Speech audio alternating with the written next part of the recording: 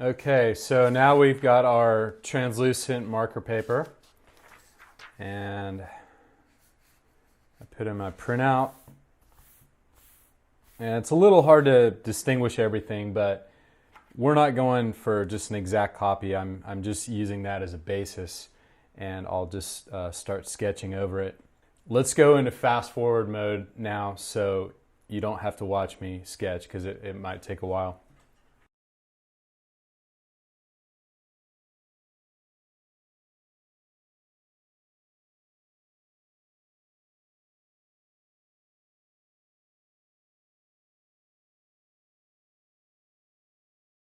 Okay, so that was our sketch, and there's a couple things I want to point out.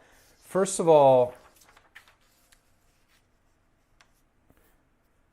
when you're drawing this out, you're trying to maintain the width of your lettering, like the width of the actual letter forms themselves.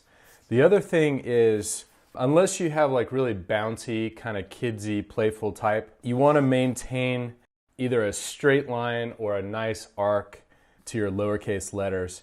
You may have noticed I drew out some lines like this, and that was just to hold those lowercase letters into place. The other thing that I'm doing, you'll notice that this type is very bubbly, and what I did was I straightened off some edges and kind of hardened things up a little bit, and that's to make it look a little more masculine and purposeful, but it really just depends on what you're going for.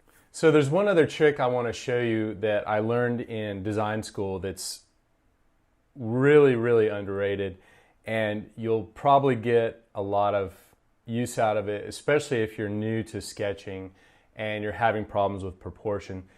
And the trick is, once you've kind of got your design drawn out on your marker paper or semi-transparent paper, just flip it over and look at it, and instantly you'll see any proportion problems that you have, any line weights that are too thick or too thin compared to the other letters. And what you can do is, when you notice those, go in and actually draw over it backwards.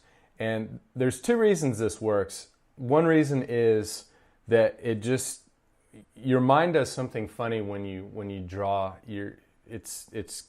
Things are usually skewed to one side, and the more you draw, the better you'll get, and you won't have that problem so much. But the other thing is, these are letter forms, and your mind sees them as like a letter T or a letter P, and when you flip it over, now it's just a shape, so you don't have that bias going into it, and you can just fix everything that way. So there's a little tip, and try it, and you'll realize it's actually really useful.